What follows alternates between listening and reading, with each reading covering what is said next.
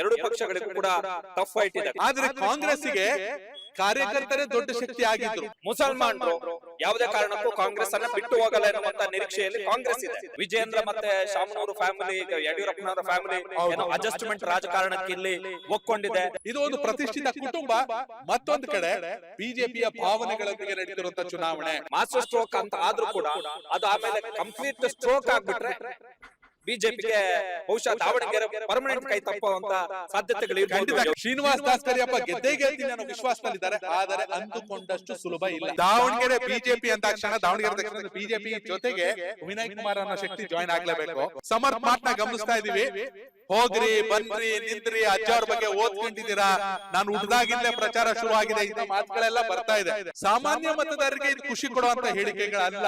ವೀಕ್ಷಕರೇ, ದಾವಣಗೆರೆ ದಕ್ಷಿಣದ by election, Davanagere ದಕ್ಷಿಣ ವಿಧಾನಸಭಾ ಕ್ಷೇತ್ರದಿಂದ ಕನೆಕ್ಟ್ ಕರ್ನಾಟಕ ಮತ್ತು ಪ್ರತಿಕ್ಷಣ ಜಂಟಿ ಸರ್ವೆಯನ್ನ ಮಾಡ್ತಾ ಇದೀವಿ ಕಳೆದ ಕೆಲ ದಿನಗಳಿಂದ. ಈಗಾಗಲೇ 2 ಪಕ್ಷದಿಂದ ನಾಮಿನೇಷನ್ ಆಗಿದೆ. ಕನೆಕ್ಟ್ ಕರ್ನಾಟಕದಿಂದ ನಾನು ಯೋಗೇಶ್ ಈಶ್ವರ್, ಪ್ರತಿಕ್ಷಣದಿಂದ ಅಕ್ಷಯ್ ಇದ್ದಾರೆ. ಅಕ್ಷಯ್, ಮೊದಲನೇ ರಿಯಾಕ್ಷನ್ ಹೇಗ್ ಅನ್ನಿಸ್ತಾ ಇದೆ? 2 ಪಾರ್ಟಿಯಿಂದ ನಾಮಿನೇಷನ್ ಫೈಲ್ ಆಗಿದೆ. ಯೋಗೇಶ್, ಈಗ ನಾವು ನಿನ್ನೆ ನಾಮಿನೇಷನ್ ಫೈಲ್ ಮಾಡುವಂತ ಸಂದರ್ಭದಲ್ಲಿ ನೀವು ಕೂಡ ಇದ್ರಿ, ನಾವು ಕೂಡ ಇದ್ವಿ.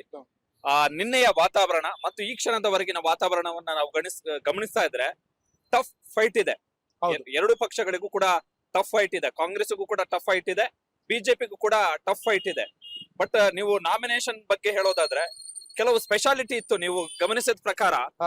ಅದ್ರ ಬಗ್ಗೆ ಒಂಚೂರು ಹೇಳಿ ಯೋಗಿಜಿ. ಇಲ್ಲಿ ಖಂಡಿತವಾಗ್ಲು ನನಗೆ ಅನ್ನಿಸ್ತಾ ಇರೋದು, ನಾಮಿನೇಷನ್ ಯಡಿಯೂರಪ್ಪ ಅವರು ದಣಿವರಿಯದಂತೆ ಸತತವಾಗಿ ಬಿರು ಬಿಸಿಲಿನಲ್ಲಿ ನಿಂತ್ಕೊಂಡಿದ್ದು ಬಿಜೆಪಿಗೆ ಅತಿ ದೊಡ್ಡ ಶಕ್ತಿ. ಆದ್ರೆ ಕಾಂಗ್ರೆಸ್ಸಿಗೆ ಕಾರ್ಯಕರ್ತರೇ ದೊಡ್ಡ ಶಕ್ತಿ ಆಗಿದ್ರು. ಇಲ್ಲಿ ಹಣ ಕೊಟ್ಟು ಕರ್ಕೊ ಬಂದ್ರ ಅಥವಾ ಕಾರ್ಯಕರ್ತರೇ ಬಂದ್ರ ಗೊತ್ತಿಲ್ಲ, ಪ್ರತಿಯೊಬ್ಬರು ಕೂಡ ಸಮರ್ಥನನ್ನ ಹೆಗಲ ಮೇಲೆ ಹೊತ್ಕೊಂಡು ಇದೇ ಜೋಶ್ ನಲ್ಲಿ ನಾವು ವಿಧಾನಸೌಧ ಕರ್ಕೊಂಡು ಹೋಗ್ತೀವಿ ಅನ್ನೋ ಜೋಶ್ ಕಾಣಿಸ್ತಾ ಇತ್ತು. ಇಲ್ಲಿ ಮುಖ್ಯವಾಗಿ ನೋಡ್ಬೇಕಂದ್ರೆ ಈ ಬಾರಿಯ ಚುನಾವಣೆ ಪ್ರತಿಷ್ಠೆ ಅಂತ ಹೇಳ್ತಾ ಇದ್ದಾರೆ. ಆದ್ರೆ ಇದು ಪ್ರತಿಷ್ಠೆ ಅನ್ನೋದಕ್ಕಿಂತ ಹೆಚ್ಚಾಗಿ ಸಮರ್ಥ ವಯಸ್ಸಿಗಿಂತ ಹೆಚ್ಚಾಗಿ ಸಮರ್ಥಿನ ವಿಚಾರಗಳ ಮೇಲೆ ನಡಿಬೇಕಾಗಿರುವಂತ ಚುನಾವಣೆ. ಅವ್ರ ಫ್ಯಾಮಿಲಿ ಬ್ಯಾಕ್ ಗ್ರೌಂಡ್ ಏನೋ, ಅವ್ರ ವಯಸ್ಸೆಷ್ಟು, ಅವೆಲ್ಲ ಬೇಕಾಗಿಲ್ಲ ಪೋಸ್ಟ್ ಮಾರ್ಟಮ್. ಯಾಕಂದ್ರೆ ಟಿಕೆಟ್ ಅನೌನ್ಸ್ ಆಗೋಗಿದೆ, ಅವ್ರ ಬ್ಯಾಕ್ ಗ್ರೌಂಡ್ ಏನ್ ಬೇಕಾದ್ರೆ ಇರ್ಬೋದು. ಇದು ಒಂದು ಪ್ರತಿಷ್ಠಿತ ಕುಟುಂಬ. ಮತ್ತೊಂದು ಕಡೆ ಬಿಜೆಪಿಯ ಭಾವನೆಗಳೊಂದಿಗೆ ನಡೀತಿರುವಂತ ಚುನಾವಣೆ. ಅಕ್ಷಯ್, ತುಂಬಾ ಸ್ಪಷ್ಟವಾಗಿ ಗಮನಿಸ್ಬೇಕು, ದಾವಣಗೆರೆ ದಕ್ಷಿಣದಲ್ಲಿ ಕಮಲ ಅರಳಿಲ್ಲ.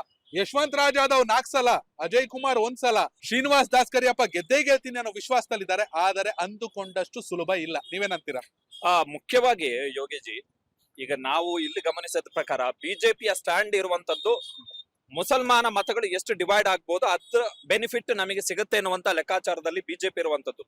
ಮುಸಲ್ಮಾನರ ಓಟು 80 ರಿಂದ 90 ಸಾವಿರ ವೋಟ್ಸ್ ಇದೆ ಇಲ್ಲಿ. ಹಾಗಾಗಿ ಅದರಲ್ಲಿ ಡಿವೈಡ್ ಆದ್ರೆ ಒಂದು 10,000 20,000 ಓಟು ಏನೋ ಡಿವೈಡ್ ಆದ್ರೆ ಅದರ ಬೆನಿಫಿಟ್ ನಮಗೆ ಸಿಗುತ್ತೆ. ಹೀಗಾಗಿ ನಾವು ಕಾಂಗ್ರೆಸ್ ಅನ್ನ ಸೋಲಿಸಬಹುದು, ಸಮರ್ಥನ ಸೋಲಿಸಬಹುದು ಎನ್ನುವಂತ ಲೆಕ್ಕಾಚಾರದಲ್ಲಿ ಬಿಜೆಪಿ ಅವರಿದ್ದಾರೆ. ಕರೆಕ್ಟ್. ಬಟ್ ಕಾಂಗ್ರೆಸ್ ನ ಸ್ಟ್ರಾಟಜಿ ಪ್ರಕಾರ ಏನು ಅಂತ ಹೇಳಿದ್ರೆ, ಅವರು ಈಗಲೂ ಸ್ಟಿಲ್ ನಾವು ಅವರ ನಿರೀಕ್ಷೆ ಇರುವಂತದ್ದು ಯಾವುದೇ ಕಾರಣಕ್ಕೂ ಮುಸಲ್ಮಾನರು ಯಾವುದೇ ಕಾರಣಕ್ಕೂ ಕಾಂಗ್ರೆಸ್ ಅನ್ನ ಬಿಟ್ಟು ಹೋಗಲ್ಲ ಎನ್ನುವಂತ ನಿರೀಕ್ಷೆಯಲ್ಲಿ ಕಾಂಗ್ರೆಸ್ ಇದೆ. ಬಿಜೆಪಿಯ ಕಾಂಗ್ರೆಸ್ನ ಇನ್ನೊಂದು ಲೆಕ್ಕಾಚಾರ ಏನು ಅಂತ ಹೇಳಿದ್ರೆ, ಲಿಂಗಾಯತ ಮತಗಳು ಕಮ್ಯುನಿಟಿಯ ಕಾರಣಕ್ಕೋಸ್ಕರ ನಮ್ಮನ್ನ ಕೈ ಹಿಡಿಬಹುದು. ಯಾಕಂತ ಹೇಳಿದ್ರೆ ದಾಸ್ ಕರಿಯಪ್ಪ ಅವರು ST ಸಮುದಾಯಕ್ಕೆ ಸೇರಿದಂತವರು, ಲಿಂಗಾಯತರ ಮತಗಳು ನಮ್ ಜೊತೆಗೆ ಬರಬಹುದು ಎನ್ನುವಂಥದ್ದು. ಬಿಜೆಪಿ ಅವರು ಅಹಿಂದ ಮತಗಳು, ಅಲ್ಪಸಂಖ್ಯಾತರ ಒಂದಿಷ್ಟು ಮತಗಳು, ಮುಸಲ್ಮಾನರ ಮತಗಳು, ಹಿಂದುಳಿದ ಮತ್ತು ದಲಿತ ಸಮುದಾಯದ ಒಂದಿಷ್ಟು ಮತಗಳು ನಮ್ಮ ಹತ್ರ ಬಂದ್ರೆ ನಾವು ಸಮರ್ಥವರನ್ನ ಸೋಲಿಸ್ಲಿಕ್ಕೆ ನಾವು ಸಮರ್ಥರು ಅಂತೇಳಿ ಬಿಜೆಪಿ ಅವರು ಆಲೋಚನೆ ಮಾಡ್ತಿದ್ದಾರೆ. ಅದು ವರ್ಕೌಟ್ ಆಗುವ ಲಕ್ಷಣ ಸದ್ಯದ ಮಟ್ಟಿಗೆ ಏನಾದ್ರು ಕಾಣಿಸ್ತಾ ಇದೆಯಾ? ಇಲ್ಲ, ನನಗೆ ಒಂದು ಇಲ್ಲಿ ದಾವಣಗೆರೆ ಬಿಜೆಪಿ ಅಂತ ಕ್ಷಣ ದಾವಣಗೆರೆ ದಕ್ಷಿಣದ ಬಿಜೆಪಿ ಜೊತೆಗೆ ವಿನಯ್ ಕುಮಾರ್ ಅನ್ನೋ ಶಕ್ತಿ ಜಾಯಿನ್ ಆಗ್ಲೇಬೇಕು. ನಿನ್ನೆ ಬಿಜೆಪಿಯ ಶೋಭಾಯಾತ್ರೆಯಲ್ಲಿ ವಿನಯ್ ಕುಮಾರ್ ಎಂಟ್ರಿ ಕೊಡ್ತಿದ್ದಂಗೆ ಆ ಜನಸ್ತೋಮದಲ್ಲಿ ಇದ್ದಂತ ಹರ್ಷೋದ್ಗಾರನೇ ಬೇರೆ. ವಿನಯ್ ಕುಮಾರ್ ತನು ಮನದಿಂದ ಕೂಡ ನಾನು ಬಿಜೆಪಿ ಜೊತೆ ನಿಂತೇ ನಿಲ್ತೀನಿ ಅಂತ ಹೇಳಿದ್ದಾರೆ. ಆದ್ರೆ ಅವ್ರನ್ನ ಇವ್ರು ಎಷ್ಟು ಮಟ್ಟಿಗೆ ಬಳಸ್ಕೋತಾರೆ ಅನ್ನೋದಿಲ್ಲಿ ಮುಖ್ಯ. ಶ್ರೀನಿವಾಸ್ ದಾಸ್ ಕರಿಯಪ್ಪ ಎಲ್ಲರೂ ಹೇಳ್ತಿರೋದು ಒಂದೇ ಮಾತು, ಅವ್ರೊಬ್ರಿಗೆ ಟಿಕೆಟ್ ಆಗಿದೆ, ಆದ್ರೆ ನಾವೆಲ್ಲರೂ ಅಭ್ಯರ್ಥಿ, ನಾವೆಲ್ಲರೂ ಗೆಲ್ಲಿಸ್ತೀವಿ ಅಂತ. ಈ ಜೋಶ್ ಇದು ಮುಂದಿನ ತಿಂಗಳ 6ನೇ ತಾರೀಕು ಮನೆ ಪ್ರಚಾರದವರೆಗೂ ಇರುತ್ತಾ ಇಲ್ವಾ? ಶ್ರೀನಿವಾಸ್ ದಾಸ್ ಕರಿಯಪ್ಪ ಅವ್ರನ್ನ ಮುಂದೆ ಬಾವಿಗೆ ತಳ್ಳಿಬಿಟ್ಟು ಆಳ ನೋಡೋ ಪ್ರಯತ್ನ ನಡೆಯುತ್ತಾ ಗೊತ್ತಿಲ್ಲ. ಯಾಕಂದ್ರೆ ಇದು ಹಣದ ಚುನಾವಣೆ. ಒಂದಂತೂ ನಿಜ, ಈ ಬಾರಿ ಹಣದ ಹೊಳೆ ಹರಿಯುತ್ತೆ. ನೀವು ಹೇಳಬಹುದು, ಖಂಡಿತವಾಗ್ಲೂ ಆಗುತ್ತೆ. ತನು ಮನ ಅಷ್ಟೇ ಅಲ್ಲ, ಧನ ಸಹಾಯದೊಂದಿಗೆ ಚುನಾವಣೆ ಆದರೆ ಬಿಜೆಪಿ ಪೈಪೋಟಿ ಕೊಡೋಕೆ ಸಾಧ್ಯ. ಇಲ್ಲ ಅಂದ್ರೆ ಪ್ರಚಾರ ಮಾಡಿದ್ವಿ, ಭಾವನೆಗಳು ಅಷ್ಟೇನೆ. ಆಮೇಲೆ ಇನ್ನೊಂದು, ನೀವು ದಾಸ್ ಕರಿಯಪ್ಪ ಅವರ ವಿಚಾರಕ್ಕೆ ಹೇಳಿದ್ರಿ, ಈಗ ಅವರಿಗೆ ಟಿಕೆಟ್ ಅನೌನ್ಸ್ ಆದ ಸಂದರ್ಭದಲ್ಲಿ ಬಿಜೆಪಿಯ ಒಳಗಡೆ ಬಂದಂತ ಒಂದು ಪ್ರಮುಖ ಟಾಕ್ ಏನು ಅಂತ ಹೇಳಿದ್ರೆ, ಹರಕೆ ಕುರಿ ಬಲಿಕ ಬಕ್ರ ಮಾಡ್ತಾ ಇದ್ದಾರೆ ದಾಸ್ ಕರಿಯಪ್ಪ ಅವರನ್ನ.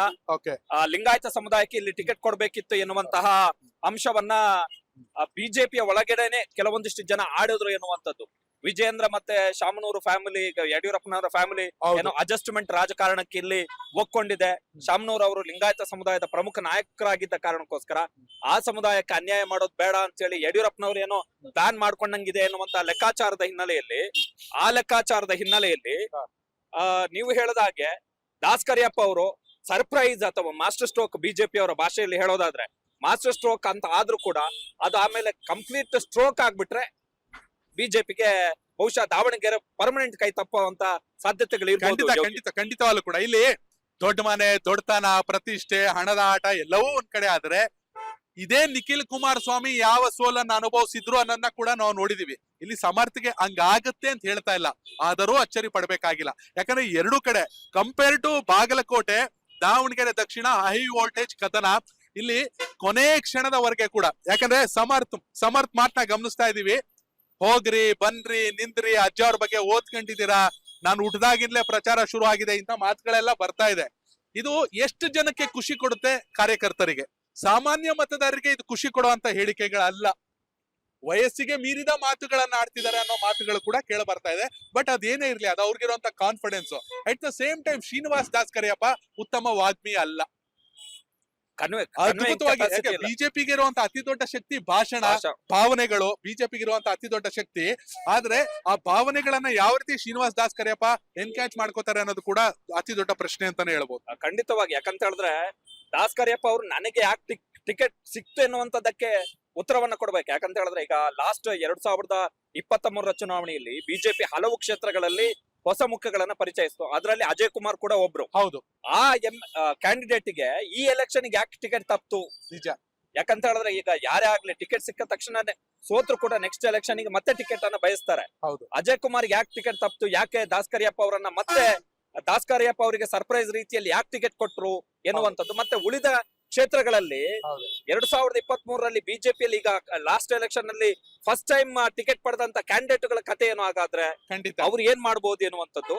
ಆಮೇಲೆ ನೀವು ನಿಖಿಲ್ ಕುಮಾರಸ್ವಾಮಿ ಅವರ ವಿಚಾರವನ್ನು ಕೂಡ ಎತ್ತಿದ್ರೆ, ಈಗ 2019 ಚುನಾವಣೆಯಲ್ಲಿ ನಿಖಿಲ್ ಕುಮಾರಸ್ವಾಮಿ ಸೋಲಿಕ್ಕೆ ಮುಖ್ಯ ಕಾರಣ ಏನು ಅಂತ ಹೇಳಿದ್ರೆ ಒಂದೇ ಫ್ಯಾಮಿಲಿ ಅವರಿಗೆ ಜಾಸ್ತಿ ಅಧಿಕಾರ ಬೇಕು ಎನ್ನುವಂತ ಒಂದು ಆ ಗ್ರೀಡಿನೆಸ್ ಏನಿದೆ, ಲೋಭದ ಮನಸ್ಥಿತಿ, ಅದು ಬ್ಯಾಕ್ ಫೈರ್ ಆಯ್ತು. ಅದೇ ತರದ ಪರಿಸ್ಥಿತಿ ಬಹುಶಃ ಇಲ್ಲಿ ಬ್ಯಾಕ್ ಫೈರ್ ಆದ್ರೂ ಕೂಡ ಅಚ್ಚರಿ ಏನಿಲ್ಲ.